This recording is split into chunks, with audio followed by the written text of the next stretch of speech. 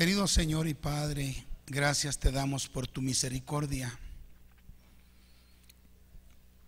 En el nombre de Cristo te pedimos que nos ayudes para esta segunda sesión, Señor, dándonos la revelación de tu Espíritu, dándonos la sabiduría necesaria y suficiente, como también, Señor, la unción fresca para que tu palabra sea de bendición y de edificación para nuestros oyentes. En el nombre de Jesús nuestro Señor. Amén. Muy bien, hermanos. Dijimos al terminar la primera sesión que las piezas de la armadura que hemos estudiado hasta este momento todas son para protección, para defendernos, pero ningún ejército gana una batalla solo defendiéndose. Es necesario atacar, arremeter contra el enemigo, derribar sus fortalezas e invadir su territorio para arrebatarle el botín. Y esto lo hacemos por medio de armas ofensivas. Al soldado cristiano se le ha dado una poderosa arma ofensiva, y esta es la palabra de Dios, que en nuestra diapositiva aparece como la espada del Espíritu. Cuando Juan estaba en la isla de Patmos, usted recordará, él recibió una revelación extraordinaria del bendito Hijo de Dios, y él vio que de su boca salía una espada de dos filos. Leámoslo en Apocalipsis capítulo 1 verso 16. Juan dice ahí: tenía en su diestra 7 estrellas, y de su boca salía una espada aguda de 2 filos, y su rostro era como el sol cuando resplandece en su fuerza. Esta espada de 2 filos que salía de su boca es la palabra de Dios. ¿Por qué decimos eso? Porque Hebreos capítulo 4 versículo 12 nos lo afirma. Porque la palabra de Dios es viva y eficaz y más cortante que toda espada de 2 filos, y penetra hasta partir el alma y el espíritu, las coyunturas y los tuétanos, y discierne los pensamientos y las intenciones del corazón. La palabra de Dios es poderosísima, poderosísima cuando es citada por el Espíritu Santo. Es un arma poderosa y eficaz en contra del enemigo. Recordemos que fue con la espada del Espíritu que el Señor Jesucristo neutralizó las flechas de Satanás en el desierto y lo derrotó, haciéndolo huir despavorido ante las tentaciones que éste le hizo. Miremos Mateo capítulo 4 versículo 4, versículo 7 y versículo 10. Porque el Señor, a cada tentación que el enemigo le hacía, le lanzaba, le respondía con un escrito está. Mateo capítulo 4 versículo 4. Él respondió y dijo: escrito está, no solo de pan vivirá el hombre, sino de toda palabra que sale de la boca de Dios. Y en ese momento la palabra estaba saliendo por la boca de Cristo, y como ya hemos visto y vamos a continuar viendo, Cristo es Dios. Versículo 7. Jesús le dijo: escrito está también, no tentarás al Señor tu Dios. Una vez más, Cristo, ante la tentación del enemigo, cita la palabra. Es la palabra escrita, pero acuérdese que está siendo citada por el Señor, que es Dios mismo. Versículo 10 dice: entonces Jesús le dijo: vete, Satanás, porque escrito está: al Señor tu Dios adorarás y a Él solo servirás.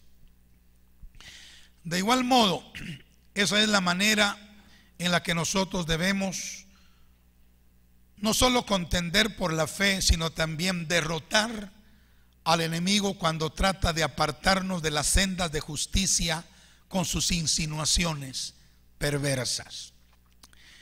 Viene a mi mente en este momento una experiencia que contó el pastor Brian Bailey estando en Yugoslavia en la década de los 50, dijo él, cuando el comunismo estaba en su apogeo en esa nación. Él se encontraba caminando por una de las calles de Belgrado, donde estaban las embajadas de los países comunistas. De pronto comenzó a oír voces que penetraban en su mente, hablando bien de la doctrina comunista.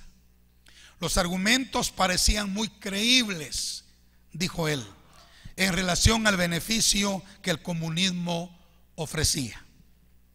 Al ir aumentando las voces, algo así como una nube rodeó su mente y cada vez se hacía más difícil rebatir las palabras que él estaba escuchando, hasta que el Espíritu Santo, como un rayo de luz, traspasó la nube y le dijo al pastor Bailey: pregúntales ¿dónde está la sangre? Él entonces dijo a las voces que escuchaba: ¿y dónde está la sangre? Inmediatamente dice que la oscuridad se desvaneció y su mente se llenó de luz. Él citó la palabra de Dios, porque en Hebreos 9:22 dice que sin derramamiento de sangre no hay remisión de pecados. Y esa fue la escritura que el Espíritu Santo vivificó para él en ese momento, y él la citó y fue suficiente para desvanecer esa nube negra que se cernía sobre él y que estaba oprimiéndolo. Los demonios tienen que huir ante la palabra viva del Espíritu Santo. Por eso debemos ser llenos del Espíritu Santo. Debemos vivir en el Espíritu. Debemos caminar en el Espíritu para que el Espíritu pueda hablar a través de nosotros, pueda citar la palabra a través de nosotros. Porque el hombre puede citarla, Satanás también puede citarla, pero cuando Satanás la cita no es poderosa, y cuando el hombre la cita tampoco es poderosa. Pero cuando el Espíritu Santo la cita a través de nosotros, es ahí donde es poderosa. Porque acordémonos que no es la espada del hombre, sino que es la espada del Espíritu. Amén. Entendemos eso, ¿verdad? Muy bien. Entonces, nuestro Señor Jesucristo citaba constantemente el Antiguo Testamento cuando discutía con los escribas y los fariseos. Por eso es importante que nosotros conozcamos toda la Escritura. Toda la Escritura, desde Génesis hasta Apocalipsis, porque puede surgir una necesidad en la que el Espíritu necesite citar alguna escritura del Antiguo Testamento, y si nosotros no la conocemos, no la va a poder citar a través de nosotros. Necesitamos conocer las Sagradas Escrituras. Por ejemplo, al censurar la forma de vida de los escribas y fariseos, Jesucristo citó a Isaías. Miremos Mateo 15, 7 al 9. Les dijo: hipócritas, bien profetizó de vosotros Isaías, les dijo, cuando dijo: este pueblo de labios me honra, mas su corazón está lejos de mí. Pues en vano me honran, enseñando como doctrinas mandamientos de hombres. Jesucristo había estudiado al profeta Isaías y él conocía lo que Isaías había escrito, y en ese momento la ocasión se dio propicia para que el Espíritu Santo en él citara a Isaías. Y esa palabra citada fue como una espada que traspasó el corazón de los escribas y los fariseos. De la misma manera, el apóstol Pablo citó al mismo Isaías en Hechos capítulo 28, verso 24 al 28, cuando él censuró a aquellos a quienes predicaba en Roma. Les dijo lo siguiente: y algunos o dice aquí la Biblia, y algunos asentían a lo que se decía, pero otros no creían. Y como no estuviesen de acuerdo entre sí, al retirarse, les dijo Pablo esta palabra. Mire lo que les dijo: bien habló el Espíritu Santo por medio del profeta Isaías a nuestros padres diciendo: ve a este pueblo y diles, de oído oiréis y no entenderéis, y viendo veréis y no percibiréis, porque el corazón de este pueblo se ha engrosado, y con los oídos oyeron pesadamente, y sus ojos han cerrado, para que no vean con los ojos, y oigan con los oídos, y entiendan de corazón, y se conviertan, y yo los sane. Sabed pues que a los gentiles es enviada esta salvación de Dios, y ellos oirán. Palabra que Pablo les habló a los judíos, pero esa palabra fue citada oportunamente por el Espíritu Santo a través de Pablo, y fue como una espada que traspasó el corazón de los oyentes. Pero antes de eso, Pablo conocía las Escrituras. Pablo era un hombre que sabía de memoria las Escrituras, de manera que ahí estaba el bagaje en él, ahí estaban los recursos en él. El Espíritu Santo tenía de dónde echar mano para citar esa palabra viva y causar daño en el reino de las tinieblas. Es importante, hermanos, que conozcamos las Escrituras. Al arguir delante del rey Agripa, Pablo mencionó el hecho de que su predicación y apología no estaba para nada fuera de lo que Moisés y los profetas hablaron respecto a la resurrección de Cristo de entre los muertos. Miremos Hechos 26, 22 y 23. Dice: pero habiendo obtenido auxilio de Dios, dice Pablo, persevero hasta el día de hoy, dando testimonio a pequeños y a grandes, no diciendo, esto es lo que me interesa, no diciendo nada fuera de las cosas que los profetas y Moisés dijeron que habían de suceder, que el Cristo había de padecer y ser el primero de la resurrección de los muertos, para anunciar luz al pueblo y a los gentiles.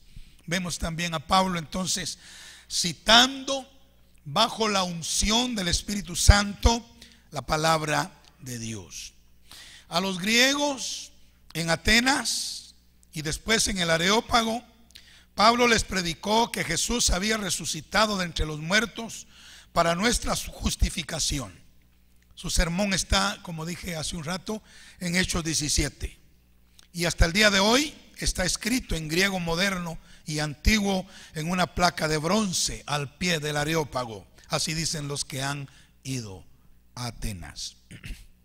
Ahora, el texto principal de este sermón quizás sea Hechos 17, 30 y 31.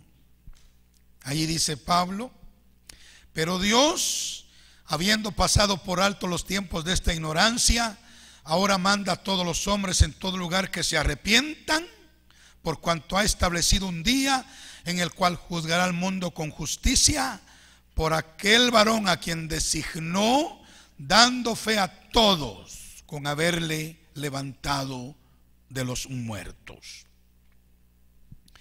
Entonces, Pablo también fue un hombre que conocía las Escrituras de la misma manera que Jesús conocía las Escrituras, y ahí estaba lleno del conocimiento de la palabra.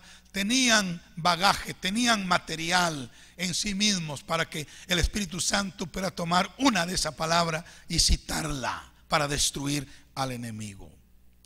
Cuando Pablo compareció ante el gobernador Félix, también aprovechó la oportunidad para disertar sobre 3 puntos importantes de la palabra de Dios. Miremos Hechos 24, 24 y 25. Pablo disertó ante Félix, y a mí a veces me causa emoción, gozo, admiración, ¿verdad? Y respeto por este hombre, porque Pablo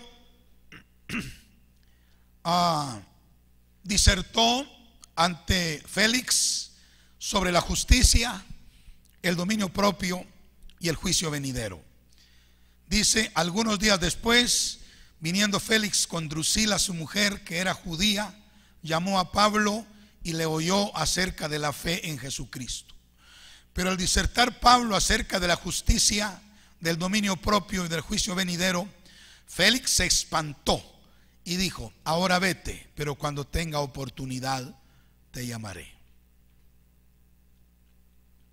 Yo creo que aquí encontramos un texto para predicar un buen mensaje, hablar sobre la justicia, el dominio propio y el juicio venidero. Y aunque Pablo no recibió siempre una respuesta positiva, sin embargo, todos los que le oyeron quedaron sin excusa delante de Dios y no podrán decir en el día del juicio final que no hubo profeta entre ellos que les anunciara la palabra de Dios. Para todos nosotros, queridos hermanos, que hemos sido llamados a contender por la fe, debe quedar claro que nuestro propósito es presentar el evangelio a todos los hombres, en todo lugar, de manera que puedan entenderlo y asimilarlo fácilmente. Para esto debemos conocer las Escrituras y citarlas frecuente y correctamente bajo la unción del Espíritu Santo. Así lo hizo Pedro al llevar a todos los hombres el mensaje de la palabra de Dios y enfatizar que solamente en Jesucristo hay salvación. Bueno, entonces recordemos la armadura de Dios. Como buenos soldados de Cristo, debemos vestirnos de esas 6 piezas de la armadura. Si comenzamos de abajo, calcémonos los pies con el apresto del evangelio de la paz. Tomemos la espada del Espíritu, pongámonos el cinto de la verdad, la coraza de justicia, el yelmo de la salvación, tomemos el escudo de la fe. De esta manera no vamos a ser dañados por las fuerzas del enemigo que están detrás de toda religión falsa, de toda doctrina errónea, de todo falso maestro, de todo falso profeta. Sí, no vamos a ser dañados porque estaremos protegidos. Bueno, concluimos con el capítulo 1. Ahora vamos a adentrarnos en el capítulo 2. Y el primer tema de este capítulo es la autenticidad de la Biblia. Vamos a hablar un poco acerca de la autenticidad de la Biblia. Bendito sea el Señor para siempre. Se hace referencia a que las Sagradas Escrituras son la espada del Espíritu y como tal ellas son el arma más grande y poderosa del arsenal del soldado cristiano. Nunca debemos dejar de leerlas, hermanos. Debemos tener su contenido escrito en las tablas de nuestra mente y de nuestro corazón. Debemos llenar nuestro corazón y nuestra mente de sus conceptos para que al citarlas podamos dar el testimonio correcto e irrefutable de lo que nosotros creemos. Debemos seguir el ejemplo de nuestro Señor Jesucristo, quien confrontó los argumentos de Satanás en las tentaciones del desierto, derrotándolo categóricamente con la simple respuesta: escrito está, escrito está, escrito está. El pastor Bailey dice que en el fin, él fue un hombre que recibió mucho entendimiento acerca del fin de los tiempos. Y él dice que en el fin de los tiempos, escúcheme bien lo que le digo, la batalla final va a ser contra el islamismo. Contra el islamismo. La contienda final va a ser entre la Biblia y el Corán, entre el cristianismo verdadero y el islamismo. Ahora, la Biblia destruye completamente la fe musulmana, así como las mentiras de todas las demás religiones. Un dato interesante es que originalmente, usted sabe quién fundó el islamismo, ¿verdad? Mahoma. Originalmente Mahoma estableció como requisito a sus seguidores la lectura de los primeros 5 libros de la Biblia, es decir, el Pentateuco para nosotros, la Torá para los judíos. Él estableció como requisito para pertenecer al islamismo la lectura de los primeros 5 libros de la Biblia y también la lectura de los 4 evangelios, los primeros 4 libros del Nuevo Testamento. Pero con el correr del tiempo se dio cuenta, y ellos se dieron cuenta, que la lectura de los 5 libros del Antiguo Testamento, los 5 primeros, y la lectura de los 4 primeros del Nuevo, les estaba causando problemas, porque sus seguidores eran confrontados con la verdad. Para no seguir siendo confrontados con la verdad, los imanes, maestros de la religión musulmana, se han visto obligados a decir que estas escrituras ahora están corrompidas y así ya no apoyan su lectura. Sin embargo, como sabemos nosotros, y vamos a probarlo en este curso, sus afirmaciones son erróneas. Vamos a ver cómo la fidelidad textual de las escrituras se ha mantenido en cualquier idioma en el que estén escritas, pues todas han sido tomadas de los idiomas originales.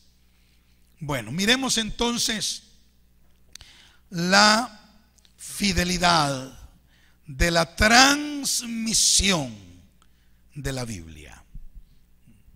Porque usted sabe, hubo hombres que escribieron y llegó un momento cuando el canon se terminó y ya no más escritos, inspirados.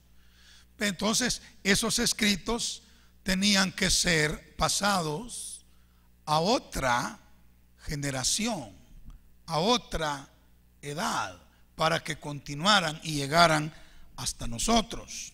Ahora, la transmisión de la Biblia de una generación a otra o de una dispensación a otra ha sido cuidada celosamente y poderosamente por nuestro Dios. Él ha velado porque su palabra se mantenga fiel. ¿Cuántos dicen amén? Él ha velado para que su palabra se mantenga pura, se mantenga fiel. Gloria a Dios, como fue soplada a los santos hombres de Dios que hablaron siendo inspirados por el Espíritu Santo. Veamos algunos ejemplos acerca de la fidelidad de la transmisión de la Biblia. Los manuscritos del Mar Muerto prueban esa fidelidad, prueban la fidelidad de la transmisión de la Biblia. Estos manuscritos descubiertos, como seguramente ustedes ya lo sabrán, si no todos, muchos de ustedes, fueron descubiertos en Qumran en 1947. Eran copias del libro de Isaías, hechas en el año 150 antes de Cristo. O sea, copias más de 1800 años atrás. Encontraron las copias del libro de Isaías. ¿Y saben una cosa? Esas copias son idénticas al texto de nuestras Biblias modernas. Por lo cual tenemos una prueba indubitable de que el Antiguo Testamento actual es exactamente el mismo que fue originalmente inspirado por Dios y escrito por los escribas de la antigüedad. Estos escribas, con cuidado meticuloso, copiaron los escritos reverentemente, sabiendo que su trabajo iba a ser usado para instruir al pueblo de Dios en las generaciones futuras.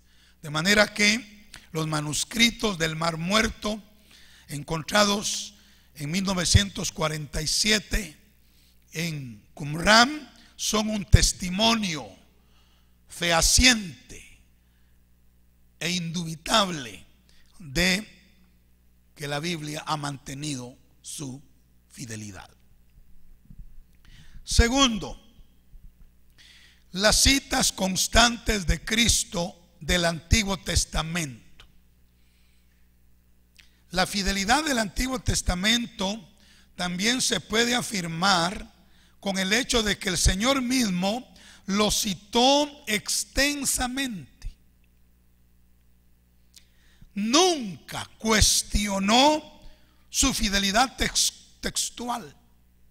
En sus sermones vemos a Cristo citar Génesis, por ejemplo, Deuteronomio, Salmos, Isaías, con toda seguridad. Y al citar Cristo los libros del Antiguo Testamento, al hacer Cristo alusión a los escritos de Moisés, de los profetas y de los salmos, Cristo está dando ya por hecho de que esa es la palabra de Dios. ¿Me doy a entender? El hecho de que Cristo, imagínese usted, unos, ¿qué? Hay 2000 años de Adán hasta Abraham, y hay 2000 años de Abraham hasta la primera venida de Cristo, 4000 años. Y en esos 4000 años se escribieron los libros del Antiguo Testamento, y Cristo ya en la era cristiana, Él está citando muchos de esos pasajes, de esos libros, dando testimonio de que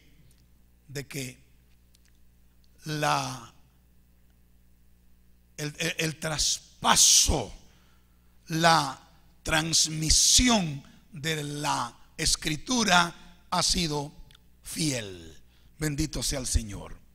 En tercer lugar, la enorme cantidad de copias de los libros del Nuevo Testamento también son un testigo de la fidelidad del mismo. Se puede verificar por el enorme número de copias que se remontan a solo 100 años después que se escribieron los originales.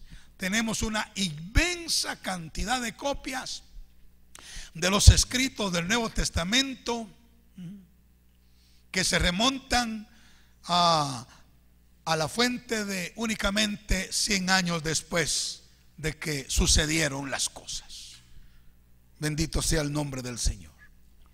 Otro testimonio es el de los padres de la iglesia. El testimonio de los padres de la iglesia. Ellos también nos han dejado suficientes citas del Nuevo Testamento. Escuche este dato, por favor. Los padres de la iglesia nos han dejado suficientes citas del Nuevo Testamento, de modo que aun cuando no existiera ninguna copia completa del Nuevo Testamento, los eruditos serían capaces de construir todos los libros de la Biblia, con la excepción de quizás solo unos 11 versículos, solo con la excepción de unos 11 versículos, solo con los escritos de los padres de la iglesia. Cuando hablamos de los padres de la iglesia, ¿de quiénes estamos hablando? Estamos hablando de Lino, es uno de los padres de la iglesia, Clemente, Policarpo, Justino Mártir,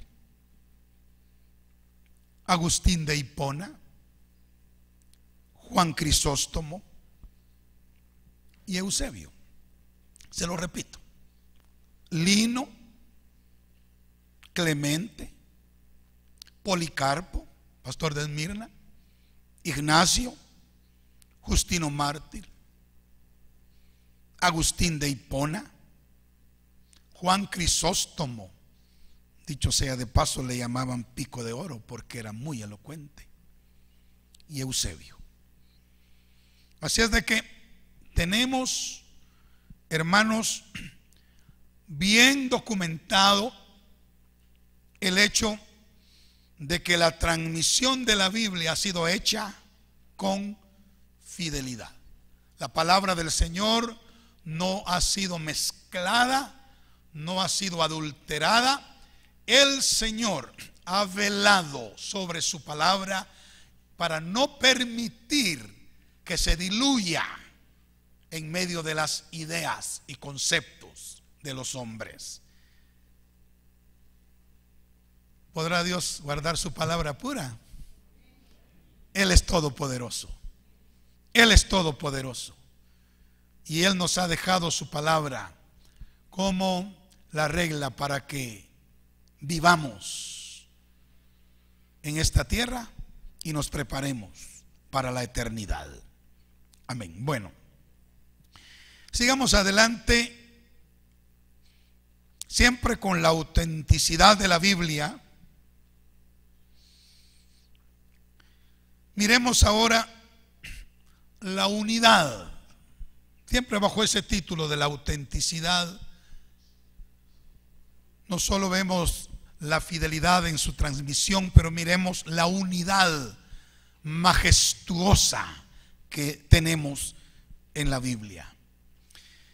Es impresionante, hermanos, la unidad que hay en las Escrituras. Notemos que a ella se hace referencia como las Sagradas Escrituras, siendo los escritos inspirados de los sabios de muchas generaciones. Por su contenido interno se puede mostrar fácilmente que en verdad es la palabra de Dios. Cuando miramos a la Biblia, óigame, esta muestra una unidad asombrosa. Unidad que puede ser explicada solamente por el hecho de que los escritores de la Biblia fueron guiados por el Espíritu Santo. Un autor guió a estos escritores durante todo el proceso. ¿Quién fue ese autor? El Espíritu Santo. Primera de Pedro, capítulo 2, verso 21, dice: los profetas nunca hablaron por su propia voluntad. Al contrario, eran hombres que hablaban de parte de Dios, dirigidos por el Espíritu Santo. La unidad de la Biblia entonces es solo una prueba asombrosa más de su inspiración y autoridad. Leamos en la versión 60 ese pasaje. Gloria a Dios. Primera de Pedro 2:21 está, o segunda de Pedro. Miremos segunda.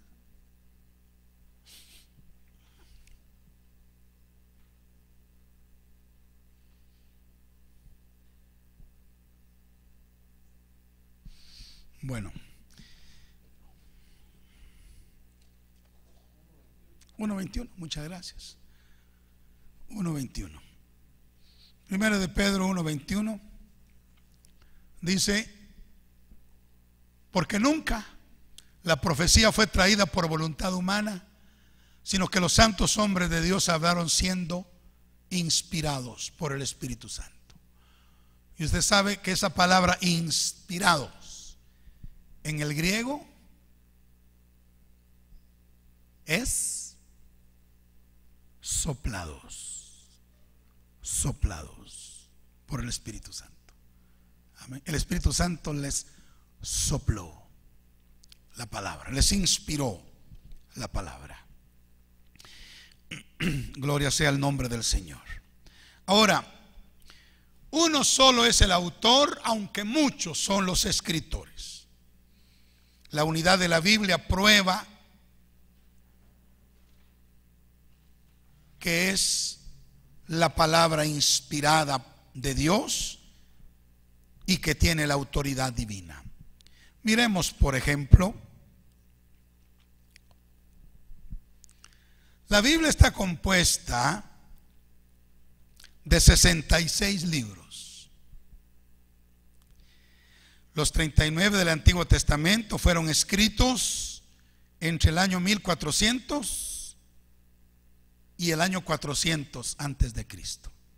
O sea, el primero se escribió más o menos en el año 1400 antes de Cristo y el último, Malaquías, en el año 400 antes de Cristo. Amén. Los 27 libros del Nuevo Testamento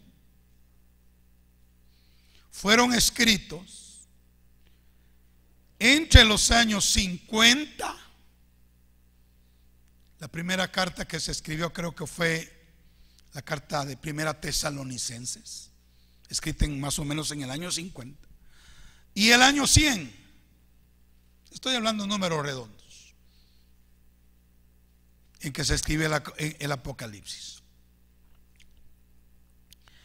El profeta Moisés escribió los primeros 5 libros, entonces en un periodo de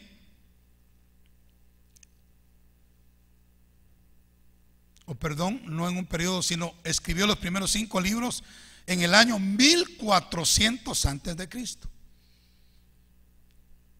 Y el apóstol Juan escribió el último alrededor del año 95-100 después de Cristo. Entonces, si usted suma 1400 más 100, ¿cuánto le da? De años, dijéramos años hábiles, ¿verdad? Durante 1500 años.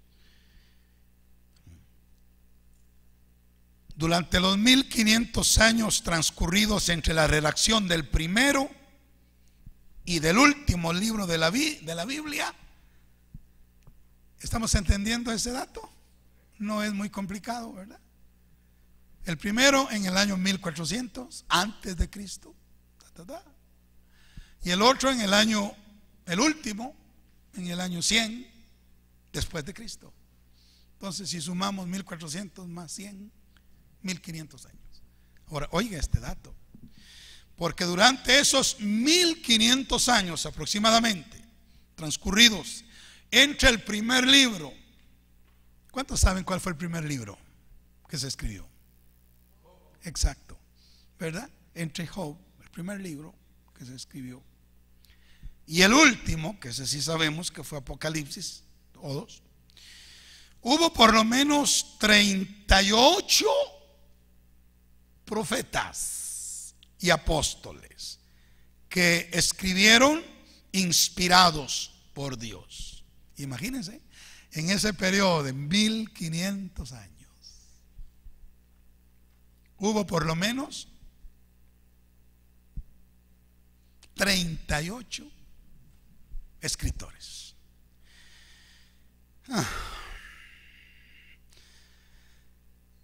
Estos escritores de la Biblia vivieron en diferentes tiempos, eran de diferentes culturas, estaban separados por cientos de años.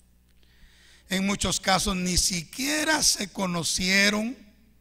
Unos eran comerciantes, otros eran pastores, otros eran pescadores, otros contadores, algunos soldados, otros médicos, algunos predicadores, otros reyes, etcétera. Es decir, personas de las más variadas culturas, formas de vida, niveles sociales y hasta de filosofías opuestas. Fueron los escritores de la Biblia. Pero mire, hermano, qué maravilla. Lo maravilloso es que los 66 libros de la Biblia, con sus 1189 capítulos y sus 31.101, 102 versículos, revelan una unidad armoniosa, impresionante en todo su mensaje. Fíjese que Génesis no se contradice con Apocalipsis. Amén. Malaquías no se contradice con Mateo. Esdras no se contradice con Santiago. Es algo impresionante. Todo lo contrario, se complementan los unos a los otros.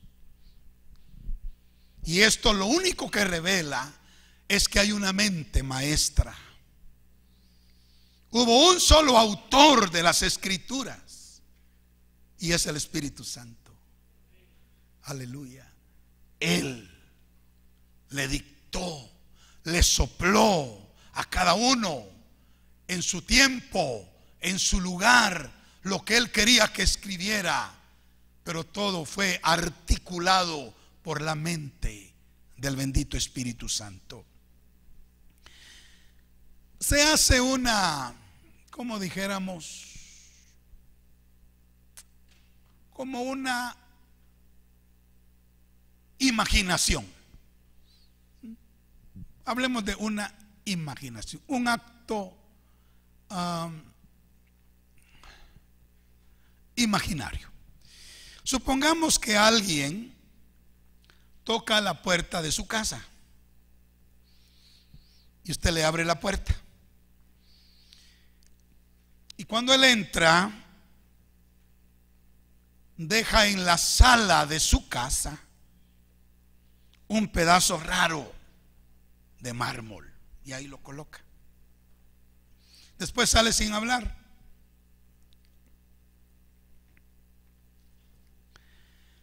Enseguida, digamos, después de un tiempo, viene otra persona y trae otro pedazo raro de mármol, toca la puerta y lo deja ahí en la sala de su casa. Y así aparecen 40 hombres con pedazos así raros, asimétricos o algunos simétricos, y colocan ahí esos pedazos de mármol en la sala de su casa. Y cuando llega el último, usted puede ver una estatua bien diseñada. ¿Qué pensará usted? Pero usted sabe que esas personas vienen de lugares que no se conocen, que nunca se hablaron, no se conocieron, incluso no vivieron ni en su mismo tiempo. ¿Qué pensaría? ¿Qué pensaríamos? Yo sé lo que pensaríamos.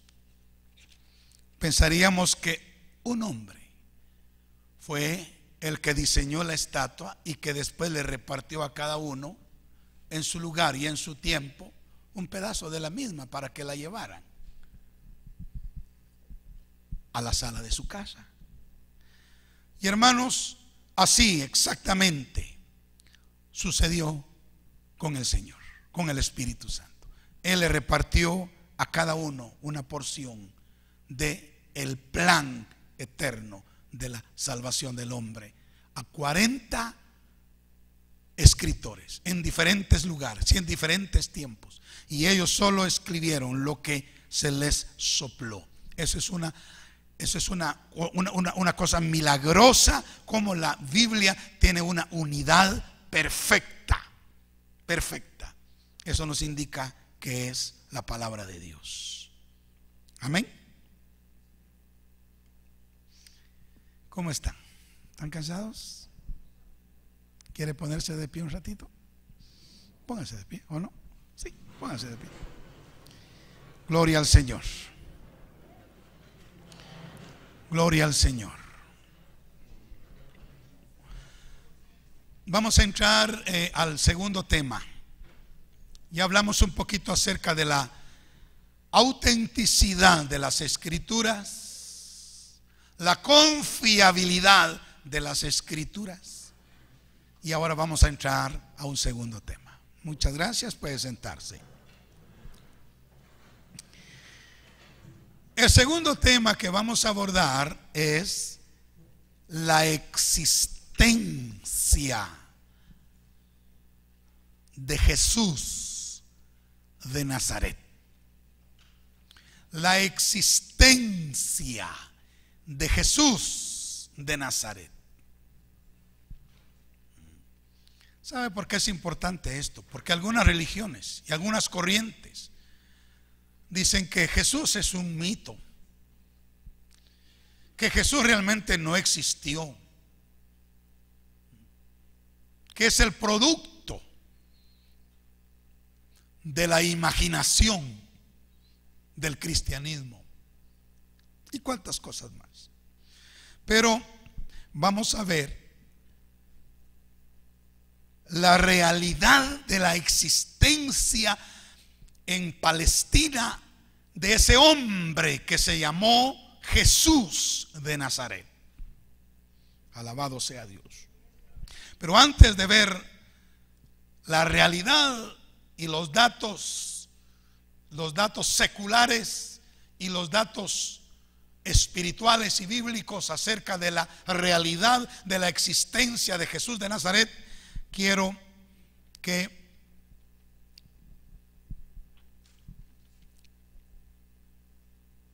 miremos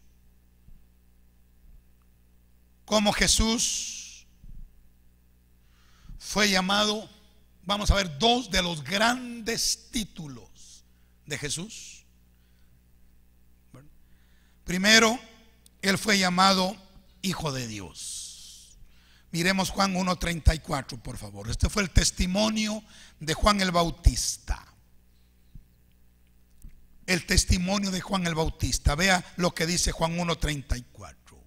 Y yo le vi, dice Juan, y he dado testimonio de que este es el Hijo de Dios. El Hijo de Dios. Amén. Ahora quiero que vayamos a Juan capítulo 1, verso 1. Porque este es el testimonio de otro Juan. Juan el discípulo amado. Dice: en el principio era el Verbo, y el Verbo era con Dios, y el Verbo era Dios. Dios. Entonces, vemos aquí que Juan el Bautista dice: yo doy testimonio de que Él es el Hijo de Dios. Y Juan el discípulo amado dice: yo doy testimonio de que Él es el Verbo. Amén. Y el Verbo era Dios. Dios. Pero ahora miremos el verso 14 de Juan 1. Y aquel Verbo se hizo carne. Juan 1:14. Y aquel Verbo fue hecho carne y habitó entre nosotros, y vimos su gloria, gloria como la del unigénito del Padre, lleno de gracia y de verdad. Alabado sea el nombre de Dios. Entonces, ¿a dónde quiero llegar? Quiero llegar al punto en que Jesús es verdaderamente Dios y es verdaderamente hombre. Amén. Él era Dios y ese Dios se hizo hombre, se hizo carne. De manera que Juan lo llama el Hijo de Dios y Lucas lo llama muchas veces el Hijo del Hombre. Alabado sea el nombre de Jesús para siempre. Entonces tenemos a Jesús como el Hijo de Dios y a Jesús como el Hijo del Hombre. Pero lo que quiero que miremos ahorita es a Jesús como el Hijo del Hombre. Sí, hubo un hombre que se llamó Jesús de Nazaret en esta tierra. Gloria sea el nombre del Señor para siempre. Amén. Ahora, miremos las fuentes seculares que afirman que hubo un hombre hace 2000 años que caminó por las calles polvorientas de Palestina. Hubo un hombre llamado Jesús de Nazaret, tal y como la Biblia lo dice, que nació engendrado por el Espíritu Santo de María, la Virgen. Bendito sea el Señor. Y mencionaremos algunos recursos seculares. Comencemos con los recursos seculares. Primero, los comentarios del emperador romano Tiberio relativos a que Poncio Pilato crucificó a Jesús.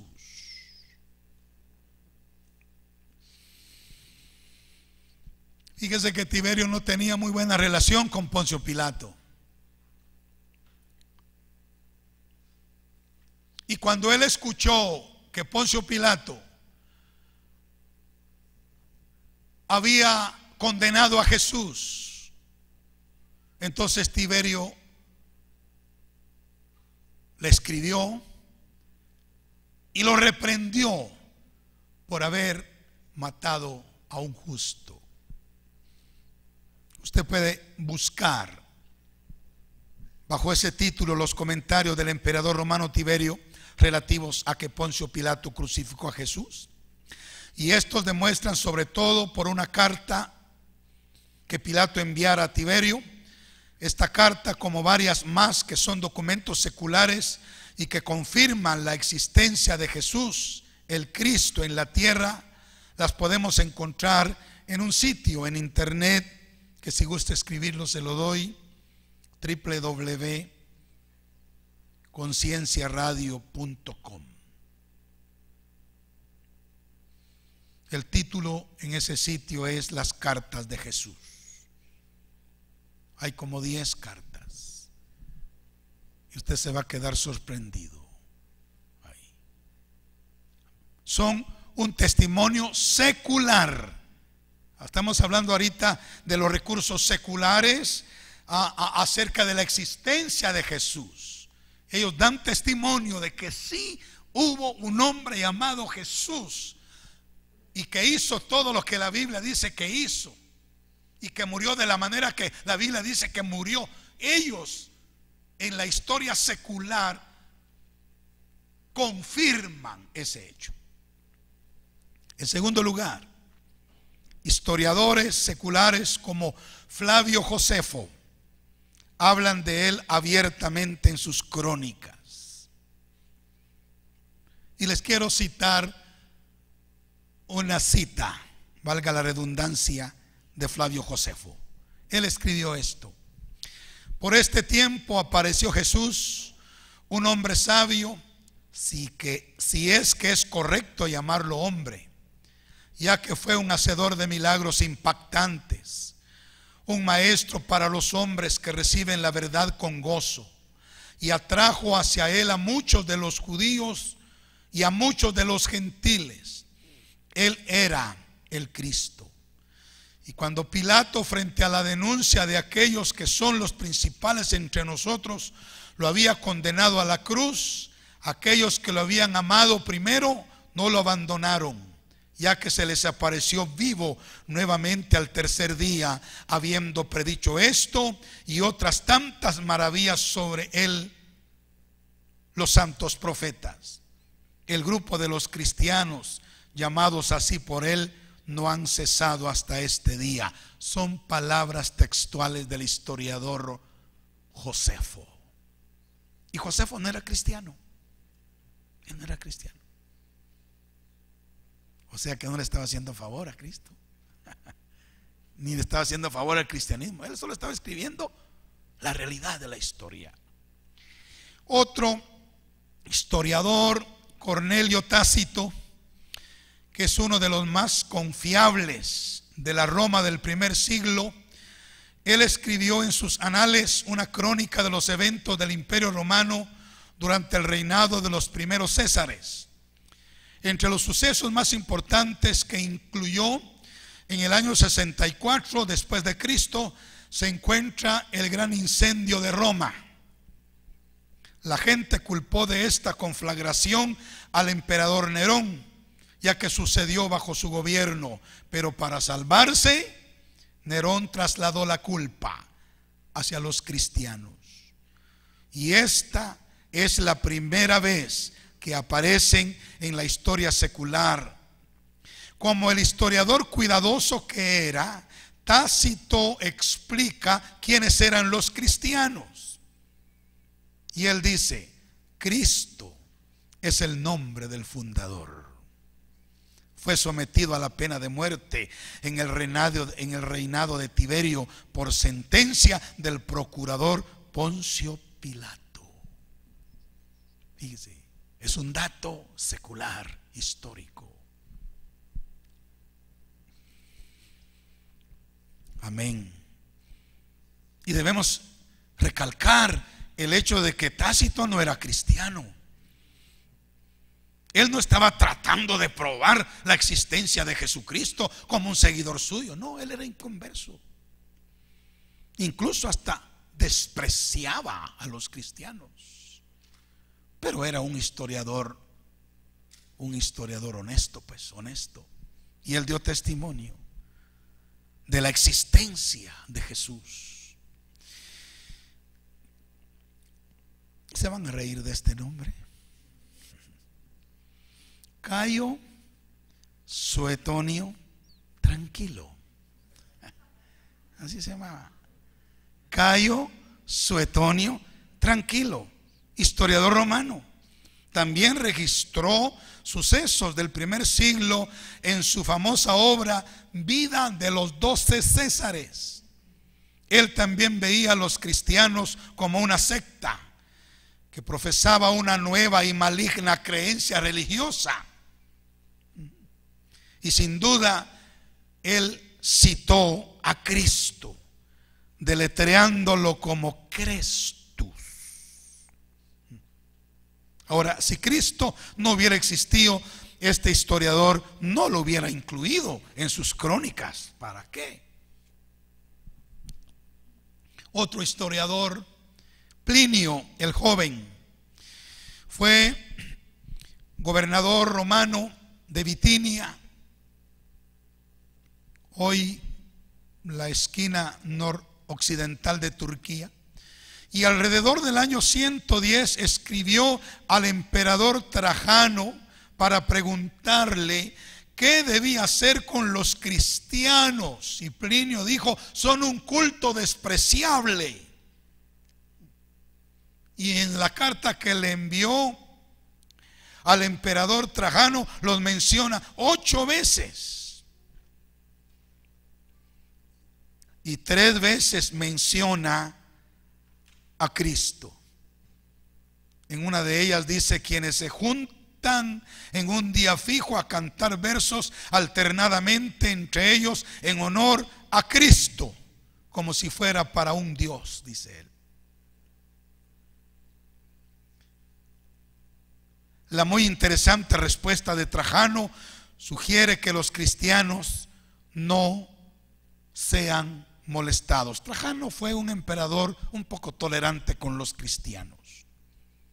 Sin embargo, nuevamente, si Cristo hubiera sido un personaje mítico, estas fuentes hostiles habrían sido las primeras en señalar burlonamente este hecho.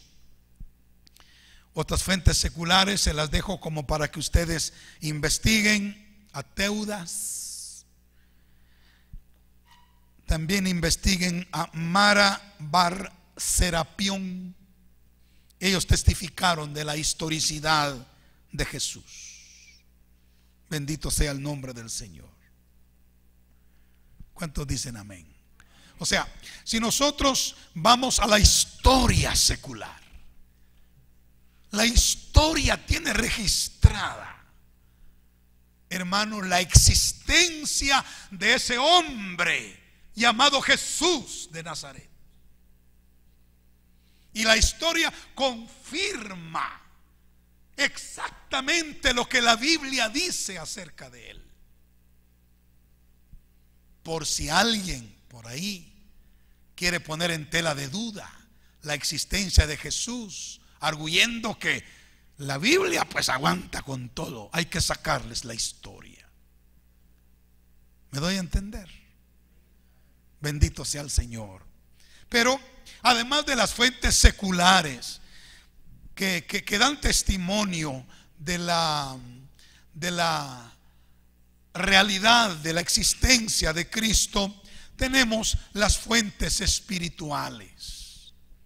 Las fuentes espirituales que lo afirman. Bendito sea el nombre del Señor. Bueno, yo les cité varias fuentes seculares. Ahora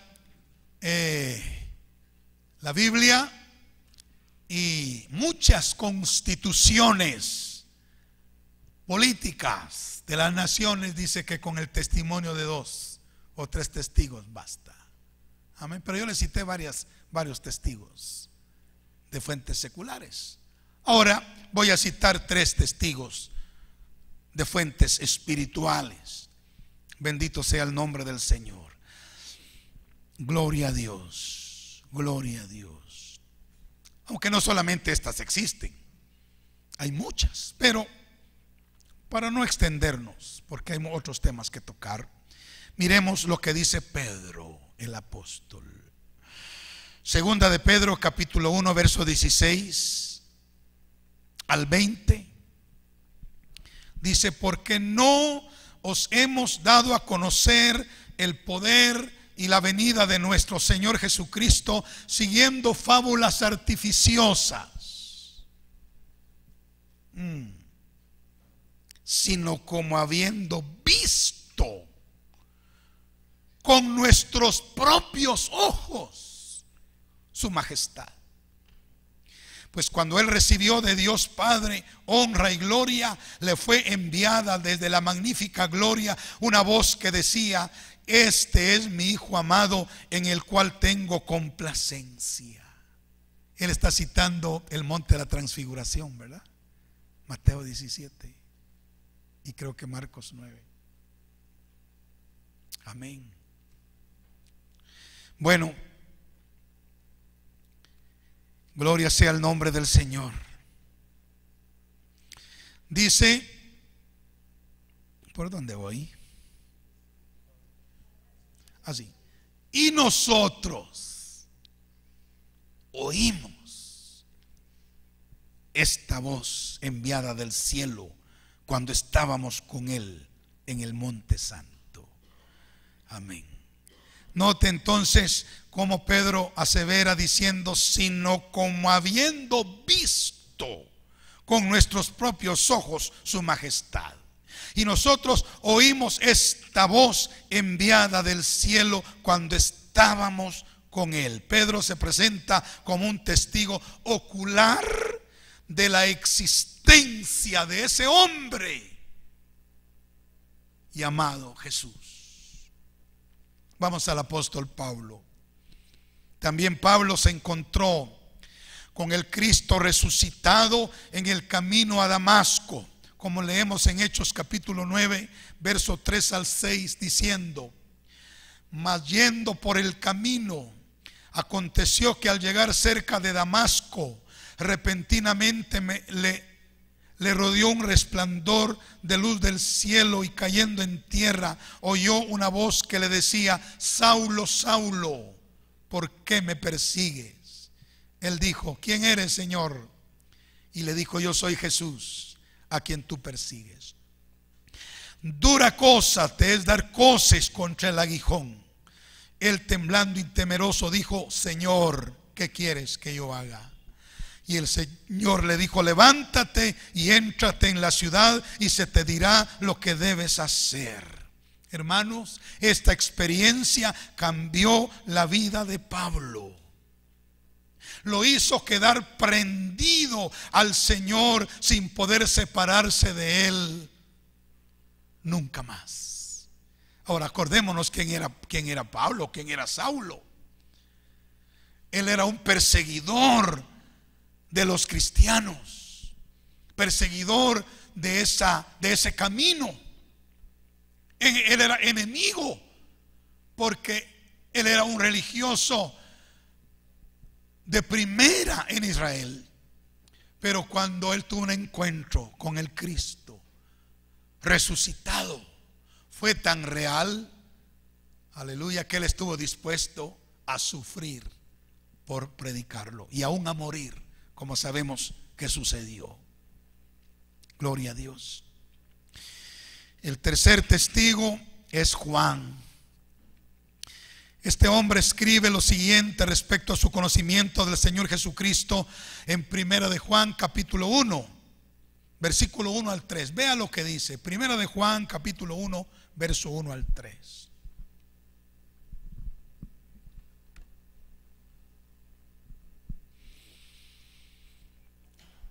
Lo que era desde el principio, lo que hemos oído, lo que hemos visto con nuestros ojos, lo que hemos contemplado y palparon nuestras manos tocante al verbo de vida, porque la vida fue manifestada y la hemos visto y testificamos y os anunciamos la vida eterna, la cual estaba con el Padre y se nos manifestó.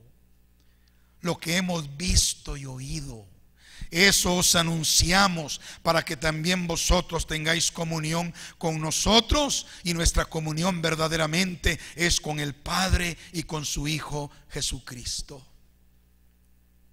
Juan también hace referencia entonces al uso de sus sentidos en el conocimiento del Hijo de Dios.